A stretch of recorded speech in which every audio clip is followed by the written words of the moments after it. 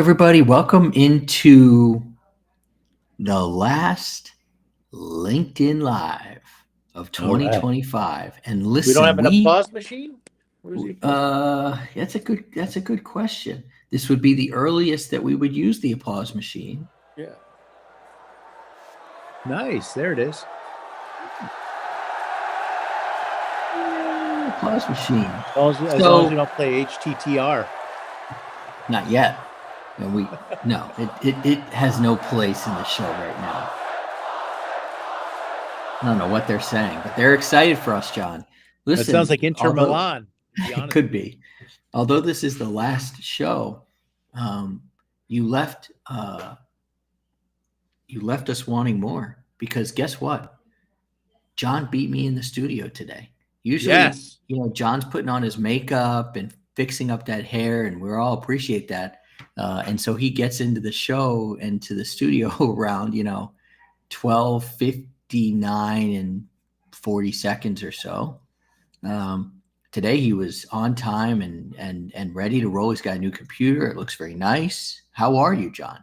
I'm doing great. I do have a new computer, no hair, no makeup, just kind of all natural right here. But I'm doing great, and I'm excited for the final show and to reflect and express our gratitude for our audience and our guests and our clients and our partners and all those good things. I won't steal your thunder, Josh, but things are good. A little chilly here at the University of Pennsylvania, but for the most part, all good. I got some house guests, some mentees who are staying with me for the next couple of days, doing amazing work in the field of education technology. So that's good. It's always fun. Nice. How are you doing? Yeah, Getting ready to go, right? Getting ready to travel. We leave for Iceland, which is my wife's 50th birthday present. We leave for Iceland with our kid, by the way. People always ask that. They're like, are you bringing Camille? I'm like, yeah, she's a part of the package. So yeah, she's going for her second time. We're going for our second time to Iceland. And I'll tell you what, it's, to be honest, while it's been a wonderful year, it's been a kind of a slower couple of weeks for the business. Plus, I learned this from my new coach. I now have a coach, and one of the things he said to me, his name is Andrew, he said that there's always a bottleneck in growth. And our growth right now as a company for Alvin, for Kim, for Ken, is just really kind of getting our footing here as a team as we made some changes. And so we've had operationally some changes, and then lead wise, it's been a little quieter, which Ken reminded me, by the way, Josh, this happens every single year, and every single year you feel like the world is ending. But it's all good, and had a really good last 24 hours. So that's very exciting. The point of this show is really to express our gratitude, to look back, to look forward. And sometimes I prep my co-host and my friend John for shows, and I was about to send some prep on this one. I was like, no. This is what John does every single day in his mind and in his life, which is giving gratitude to people. So no prep needed for you on this one, Mr. Gamba. No prep. I don't remember the book, but I think I shared it at the wonderful award that I earned at ERDI. And that is, it's one thing to about gratitude, and it's another to really mean it and to really feel it and to really live it. And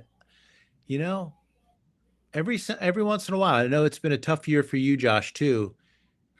Both of us have had some personal things that have happened, but there's nothing better when we're feeling down to reach out to somebody and express your appreciation for something they did, something they're doing, just for express gratitude that they're in your life, make them feel good, make you feel good, and to get out of yourself.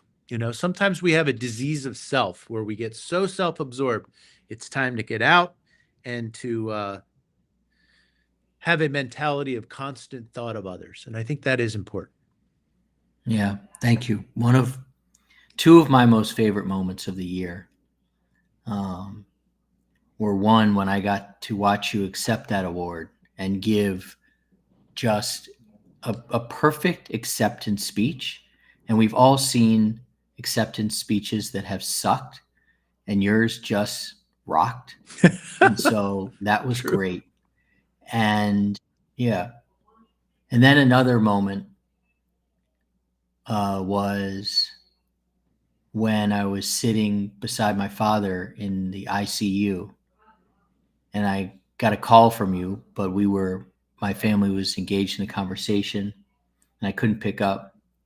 And um, I finally got a chance to hear your voicemail, and your text message said, just go downstairs and look.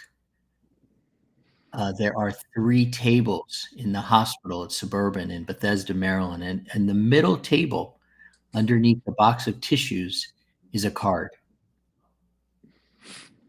What the fuck? So I'm like, hold on a second, guys. I go downstairs.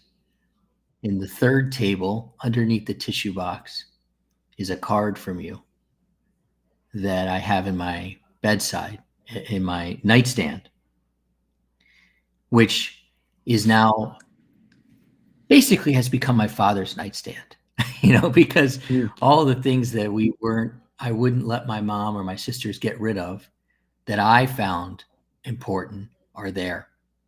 Knives, as my sister said, my dad was a collector of knives and flashlights with knives. Interesting. And then, I didn't know that. Yeah. And your letter. So that was a really wonderful moment for me this year, around a really tough moment. Yeah, you do it for me, man. And that was wild in terms of all the travel we were going through and having to get back up to Massachusetts. I really wanted to be there for longer, but it is what it was. It was kind of instinctual. You mean the world to me, and what I said in that card was definitely heartfelt. Well, tell people exactly what you did so they understand how that card You got know there. how uncomfortable I get with this. Please tell them. And then we'll move on. Well, you just basically shared what I did.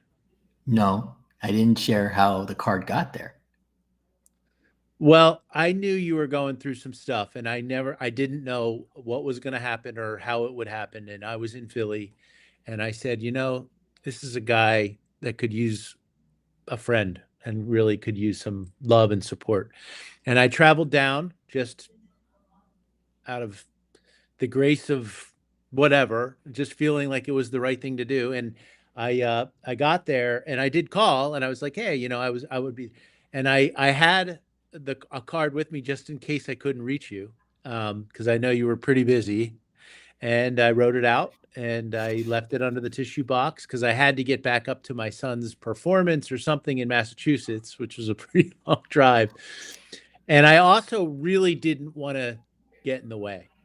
I knew that's a very personal time, and I just thought it was the right thing to do. And I was really scared because I was like, what if the custodian comes? Like, what if they clean up? What if Yeah. Josh leaves and just never comes back? Or, and then I was like, that's kind of cool too, that maybe somebody else will find that and, A and lot it'll of give them some love and strength. what ifs.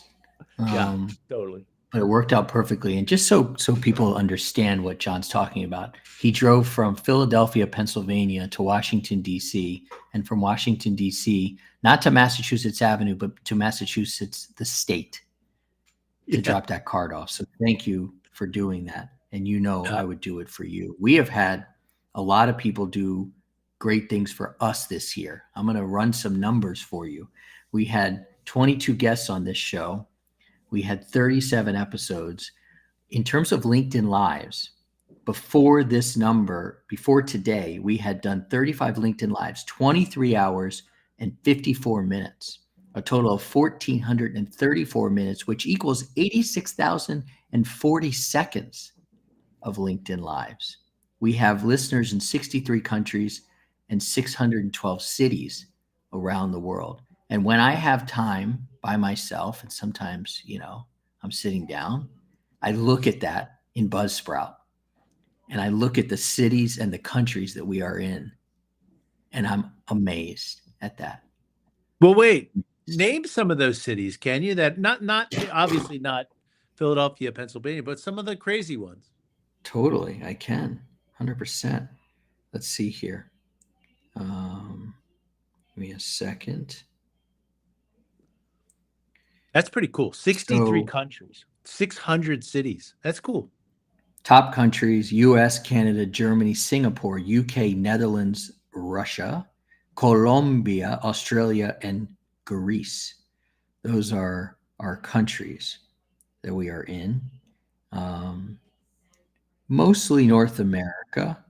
Cities coming in: Richmond, California; Casa Grande, Arizona; Toronto, Ontario; Lincoln, Nebraska; Brooklyn, New York; Houston, Texas; Charlotte; Verdun, Quebec; Falcon, I don't even know where this is, Falkenstein, Saxony, Saxony; Wow.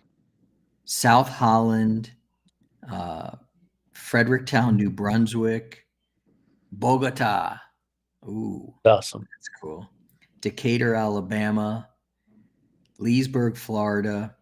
Think about Bogota and Decatur, Alabama, how different that is, in terms of These, just a wild, wild breadth and depth of audience members. Wow. it's true. I'd like to get that It- those two audience members to sit down and talk education. Okay, so if you are in Bogota and if you are the person who's in Decatur, please reach out to me, jc@joshturnercraft.com, and we will have you on the show, and we will talk about how education overlaps and does not overlap in your respective places. Pretty amazing. The first show of the year was Ernie Delgado. And Ernie, who has been at this for 25 years and has stayed strong, is helping is helping school districts with AI. So I think he's really nestled in a great place to help companies. We have had people like, let's see here, Ashton Tate, your colleague, Denise Abulafia.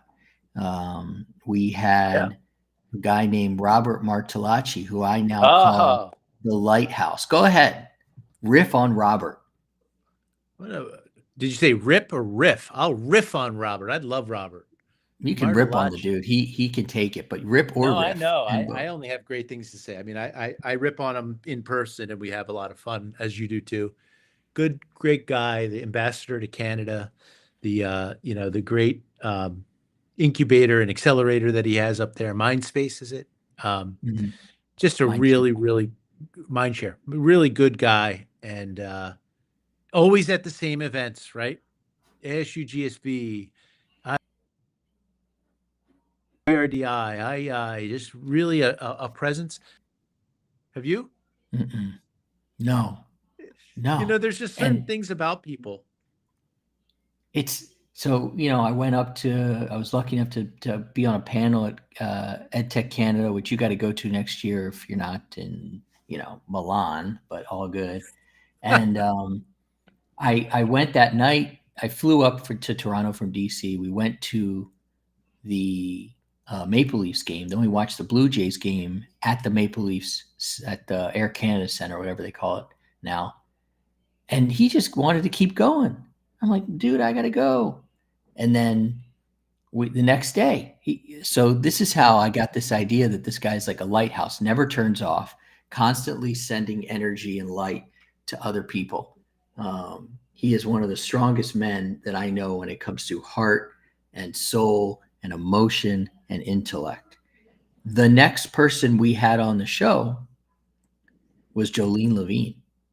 So she's the flip side, right? She's the woman with the most heart, soul, kind feelings, always positive, super intense, stick. Incredible work ethic, incredible workout ethic, great family with Avrin. Amazing. We had a great dinner, didn't we? And where were we? With Chad Palm Kreindler. Springs. Yeah, Palm Springs. Palm Springs. We had a wonderful steak dinner, which I think we had some sushi too. We had on the show Jaime Pales and Michael Golden. Oop, did I lose you, Josh? I may have lost you. You lost us, but maybe we're back. I want you to talk about Michael Golden and Jaime Pales.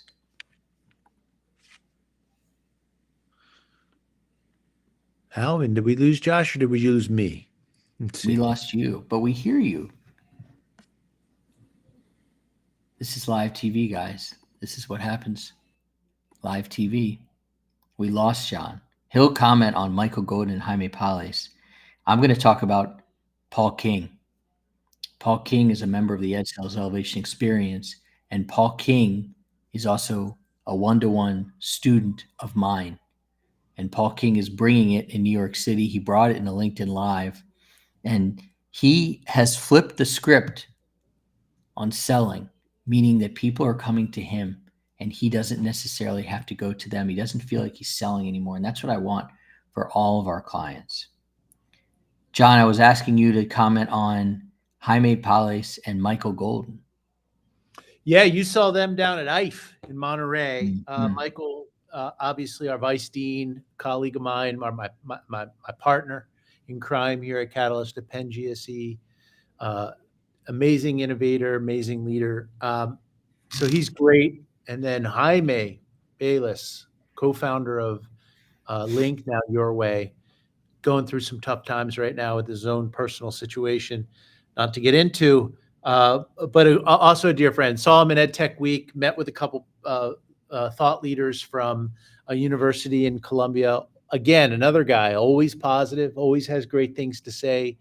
Not a raw bone in his body. Love that guy. And that must have been a really fun interview with Michael and Jaime talking about AI, I bet, and AI literacy and practical applications for AI for teachers.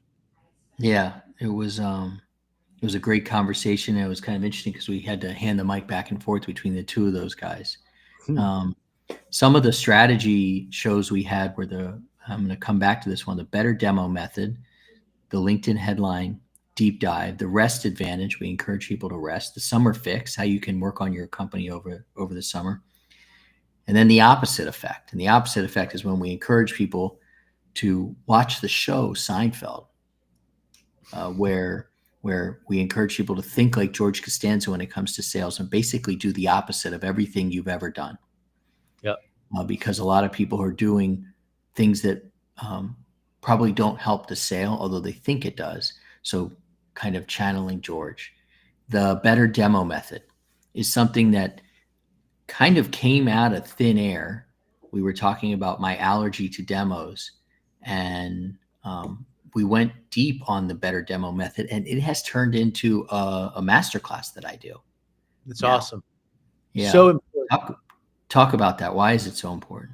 It's important because one of the things that you do, Josh, in the method, I'm not going to get it exactly right, but an area where we're aligned is it's important in the better demo, not to say here's a button, and this is what you can do, but relate it through story, through simulation. This school district had a challenge, and here's what we did. I'm going to show you the journey of this third grade student who's being exposed to an application related to the science of reading and how that led to a grade level improvement in their literacy skills. That's a demo method. And when you can show something like an enrichment or an improvement in reading over a short period of time, I'm just using that as an example, and you can get the prospect to see and feel the human touch of that demo, and then say, now we're going to start over and we're going to imagine what we could do in your district through story, through simulation, through a what if. That's powerful versus we're this company and we're going to show you how AI can improve observation and evaluation. Very different approach. Yours is very intentional. And I can imagine why that would be a very popular show and a very popular masterclass moving forward. So my compliments to you on that. Compliments to us, and it is exactly that moment in Seinfeld when George goes from chicken salad on wheat to tuna on rye, Yeah. you know, and that is the change that we're encouraging people to make on their demos right there. Basically, kind of do the opposite of features. And so, yes, it has been a really wonderful topic to explore. And then we did a masterclass. And that leads me to my team, who you get a chance to work with as well. Alvin is the one who was the artist and the author behind the Better Demo Method masterclass and deck. Uh, Ken, who you know as well, Kim, who you haven't gotten to meet, but they're the reason that all of this goes so smoothly. And so Talk we have about gratitude, right? Keeping the train on the tracks, right? yeah, man. And, you know, obviously they kept the train on the tracks in June when everything went off the tracks. And you know this is that, we can be a little crazy. We can be a little crazy as entrepreneurs, as inventors. And so it's not always a straight line from thought to thought. So I appreciate how Alvin and Kim and Ken have kept up with me and others like Samia and Areli over the year. I'm Speak sure for you have yourself. your team. Speak for yourself. Yeah, yeah, you're crazy. We know that. I say that with love. Um, so, John, as we kind of wrap up the show here and our LinkedIn lives, what's on your agenda for next year? Um, we've got an amazing plan. First of all, we're data rich and data driven. So we have done a pretty good job here of polling our audience and determining what did we do really well and what can we improve upon. So we're going through that data right now. We don't just preach data driven on this show with our ed tech. We actually practice that. And there were a couple of things that came out that we're going to improve upon. I'll give you one example. In our Ask Me Anythings with our semifinalists, there was a note that said that there was a lot of lecture style talking at me. So we're going to have Josh Chernikoff come in when we talk about marketing, and we're going to do a breakout, and we're going to do some simulations on go-to-market strategy. We're going to do some simulations on Better Demo Method and have people talking with each other as one critical improvement over last year. And the feedback was very positive. We had another incredible year, but there are a couple of things that we can improve upon. I'm going to double down on this principles of entrepreneurship with Pharos Education, where I was in Milan, Italy, and we are doubling down on that program where we're teaching principles of entrepreneurship to high school students in Seoul, Korea, Oxford, probably in Shanghai, and maybe in Dubai and Riyadh. So that's very exciting and very fulfilling, is getting to the younger generation and teaching those principles. And then we have this big digital promise grant that came out and that we won in a competitive grant, where we'll be giving away some money to people who are creating open data sets and open data models using AI to advance innovation and impact in education. So that's a little sneak peek on what's happening next year, and we're super excited about it. Awesome, man. I'll play this for my cousin Brett.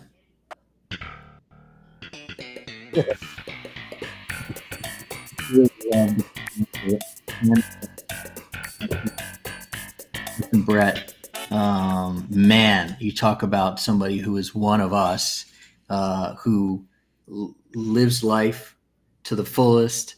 I mean, this is the guy that I have probably been in the most trouble with in my life, and in the last instance, which we will not replicate because he's not going to be at Thanksgiving this year.